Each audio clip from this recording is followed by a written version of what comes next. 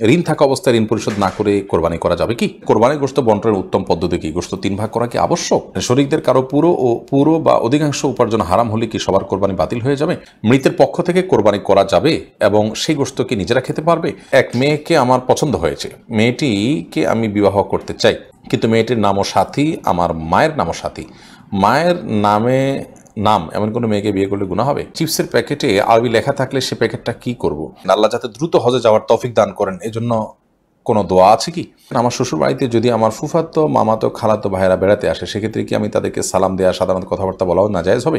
কোরবানির জন্য live weight machine দিয়ে কোরবানি পশু ক্রয় করা কি জায়েজ হবে? আমার পরিবারের 4 সদস্য একটি ছাগল দিয়ে কোরবানি করলে হবে কি? শাহিনী আইডি থেকে আপনি লিখেছেন, আল্লাহ যাতে দ্রুত হজে যাওয়ার তৌফিক দান করেন, এজন্য কোনো দোয়া আছে কি? বিশেষ বা সুনির্দিষ্ট দোয়া তো নেই, কিন্তু আপনি আল্লাহ তাআলার কাছে সাধারণভাবে দোয়া কবুলের সময়গুলোতে করবেন, দোয়া আল্লাহর কাছে চাওয়াগুলোকে পেশ করবেন, চোখের পানি ফেলবেন, নিজে একটু একটু করে পয়সা করে জমাবেন, চেষ্টাটা আপনি করবেন অন্তত যে আল্লাহ রাব্বুল আলামিন যেন আপনাকে তৌফিক দান করেন। এমনি তার আগে আপনি লিখেছেন, আমার পরিবারের 4 সদস্য একটি ছাগল দিয়ে কোরবানি করলে হবে কি? আপনার 4 সদস্য বলতে আপনার স্ত্রী, ছেলে মেয়ে তারা যদি হয়, তাহলে সেক্ষেত্রে আপনার ছোটো বাচ্চা কাচ্চা থাকলে তাদের তরফ থেকে আপনি পরিবারের কর্তা হিসাবে আপনি উপার্জনকারী, আপনার উপর কোরবানি বর্তায়, সেই হিসাবে আপনি কোরবানি করবেন, এটা ছাগল দিলেই যথেষ্ট হবে ইনশাআল্লাহ তাআলা। নবী সাল্লাল্লাহু আলাইহি ওয়াসাল্লাম হাদিসে বলেছেন, প্রত্যেক পরিবারের তরফ থেকে একটি করে কোরবানি বর্তায়। কিন্তু পরিবারে যদি একাধিক সদস্য, তাদের ভিন্ন ভিন্ন ইনকাম থাকে, আলাদা আলাদা সামর্থ্য থাকে, তৌফিক থাকে, তাহলে সেক্ষেত্রে সেটি ভিন্নতর বিষয়। নাজমুল ইসলাম সান এআইডি থেকে আপনি লিখেছেন, কোরবানির জন্য লাইভ ওয়েট মেশিন দিয়ে কোরবানির পশু ক্রয় করা কি জায়েজ হবে? লাইভ ওয়েট মেশিন দিয়ে কোরবানির পশু আপনি কিনতে পারেন, এটার ন্যায্যতা নিশ্চিত করার জন্য। গোষ্ঠটা আমার উদ্দেশ্য না, কিন্তু আমি ন্যায্য মূল্য পাচ্ছি কিনা জাস্ট এটা অনুমান করার জন্য আপনি এটা করলেন, তা হতে পারে। কিন্তু আপনি নিছক গোশতটাই মুখ্য, আমার গোশত বাজারে কত, তাইলে আমি এই কোরবানি গরু করবো না ছাগল করবো, আমার লস পড়ছে, দাম বেশি পড়ছে, এরকম উদ্দেশ্য থাকলে সেটা জায়েজ হবে না। জাস্ট আমাকে বিক্রেতা ঠকাচ্ছে কিনা এটি নিশ্চিত হওয়ার জন্য, আমি তো গরু কেনা বেচাতে অভ্যস্ত না, এই জন্য লাইভ ওজন থেকে আমি একটা আইডিয়া করার চেষ্টা করলাম, জাস্ট ন্যায্যতার জন্য। উদ্দেশ্য যদি সেটি হয়, জায়েজ আছে।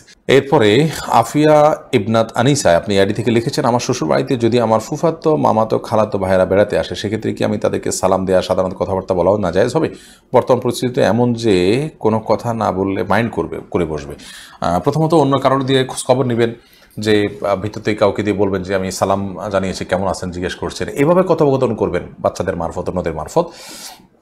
সেই সুযোগ না থাকলে আপনি তার সাথে স্বাভাবিকভাবে কথা বলবেন, কথার ভিতরে কোমলতা সৃষ্টি না করে, পর্দার মধ্যে থেকে ওয়াকুলনা কওলাম মারুফ। আল্লাহ বলেছেন, মেয়েরা যে কথা বলবে সাধারণ এবং স্বাভাবিক কথা বলবে, এবং কথার ভিতরে কোনো প্রকার কোমলতা সৃষ্টি করবে না, যেমনটি কোরআন নির্দেশ করেছে। এরকম করে আপনি করতে পারেন যদি ওই লোক মারফত করতে না পারেন। সাকিবুল বখতিয়ার আপনি আইডি থেকে লিখছেন, চিপসের প্যাকেটে আরবি লেখা থাকলে সে প্যাকেটটা কি করব?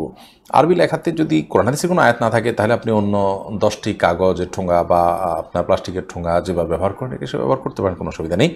আরবি লেখা থাকলেই যে সেটাকে আপনার বিশেষ সম্মান করতে বাধ্য, ব্যাপারটা সেরকম নয়। আরবি লেখায় খারাপ কিছুও থাকতে পারে, আর সাধারণ কিছুও থাকতে পারে, এগুলোর বিধান যা লেখা আছে সেটার উপর ভিত্তি করেই হবে। তবে লেখা জোকা এগুলো অপমানজনকভাবে পায়ের নিচে যেন এবং অপমানজনকভাবে ময়লা ইত্যাদিতে না পড়ে, সেটা জ্ঞানের প্রতি যে আমাদের ভাষার প্রতি, জ্ঞানের প্রতি যে আমাদের শ্রদ্ধা থাকা উচিত, তার অংশ হিসাবে এটি সকল ভাষার ক্ষেত্রেই যথাসম্ভব খেয়াল করা উচিত। হাসান লিখেছেন, এক মেয়েকে আমার পছন্দ হয়েছে, মেয়েটিকে আমি বিবাহ করতে চাই, কিন্তু মেয়েটির নামও সাথী, আমার মায়ের নামও সাথী।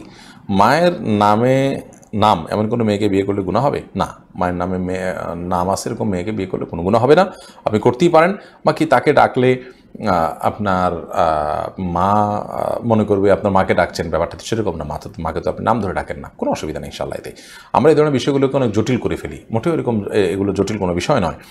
আপনি আপনার পরিবারে একটা সন্তানের নাম আছে আব্দুল্লাহ, আর একটা সন্তানের নাম আব্দুল্লাহ, মানুষ রাখতে চায় না, কোনো অসুবিধা নেই। এটা ডাকলে হয়তো কখনো কখনো একটু ধোঁয়াশা তৈরি হবে, হোক, তাতে কি আসে যায়, অনেক কিছুতে ধোঁয়াশা তৈরি হয়, এটাতে আমাদের বড় কোনো ক্ষতি হবে, বাট সেরকম নয়। এই জন্য এগুলোকে খুব বড় কোনো বিষয় হিসেবে দেখার কোনো কারণে, আপনার মায়ের নাম যা, আপনি যে মেয়েকে বিয়ে করতে চাচ্ছেন তার নামও যদি তা হয়, কোনো অসুবিধা নেই, আপনি বিয়ে করতে পারেন।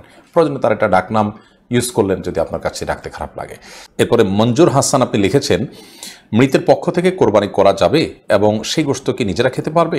মৃত ব্যক্তির তরফ থেকে যদি আপনি নিজের তরফ থেকে কোরবানি করেন, আপনি করতে পারেন এবং সেই গোশত আপনি খেতে পারেন।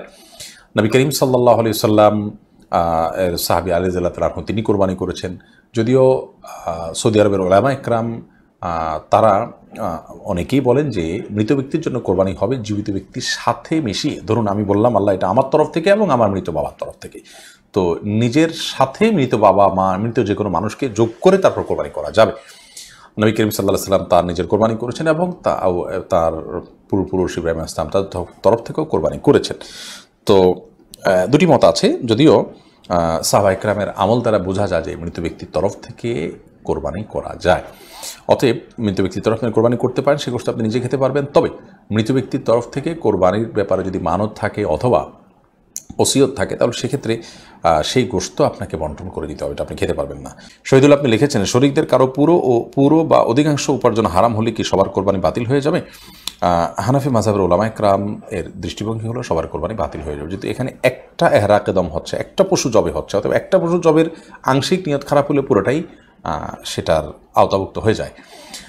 যদিও সৌদি আরবের স্কলার উলামায়ে কেরাম তারা এক্ষেত্রে ভিন্ন মত পোষণ করেন। তারা বলেন যে না, আল্লাহ বলেছেন ওয়াল্লা তাজরু ওয়াজরাতান উযরা উখরা, একজনের পাপের বোঝা আরেকজন বহন করবে না।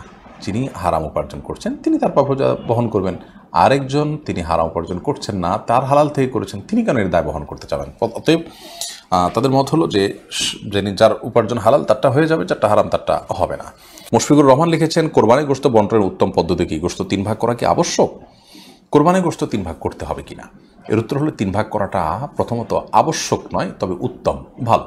আল্লাহ রাব্বুল আলামিন কোরআনে কারিমে বলেছেন ফাকুলু মিনহা ওয়া আত'ইমুল কানিআ ওয়াল মু'তারা। অন্য আয়াতে আল্লাহ বলেছেন ফাকুলু মিনহা ওয়া আত'ইমুল বাঈসাল ফাকির। খোলাসা কথা হলো আল্লাহর নির্দেশনা হলো তোমরা কোরবানির গোশত থেকে নিজেরা খাও এবং যারা অভাবী মানুষ দুস্থ তাদেরকে দাও, আর যারা অভাবী দুস্থ নয় তোমাদের আত্মীয় স্বজন প্রতিবেশী তাদের সাথে শেয়ার করো। অর্থাৎ এই 3 ভাগে ভাগ করে আপনি কোরবানির গোশত দিলে বা ব্যয় করলে খরচ করলে সেটা উত্তম, কিন্তু 3 ভাগ সমান হারে করতে হবে, বেশি দিক করা যাবে ব্যাপারটা এরকম না। আপনি নিজের জন্য একটু বেশি রাখলেন, গরিবকে দিলেন একটু বাড়িয়ে, প্রতিবেশী একটু কম দিলেন, অথবা আপনি নিজের জন্য খুব কম রাখলেন, গরিবকে বেশি দিয়ে দিলেন, করতে পারে একটু, মানে 3টা ক্যাটাগরিতে ভাগ করবেন, এটা হলো মূল বিষয়। এখন সমান করে 3টাই করতে হবে এমনটা বাধ্যতামূলক না, তবে সমান করে 3টা করতে পারলে সেটা অবশ্যই ভালো। আল্লাহ 3 ভাগ করতে বলছেন, আপনি এটাকে সমান করে করছেন, গণমুখ মানার চেষ্টা করেছেন, এটা ভালো, প্রশংসনীয়, কিন্তু এটাকে বাধ্যবাধক বিষয় মনে করা যাবে না। আমরা অনেকে এটাকে অনেক আবশ্যক বানিয়ে ফেলেছি। উনি স্বাধীন আপনি লিখেছেন ঋণ থাকা অবস্থায় ঋণ পরিশোধ না করে কোরবানি করা যাবে কি?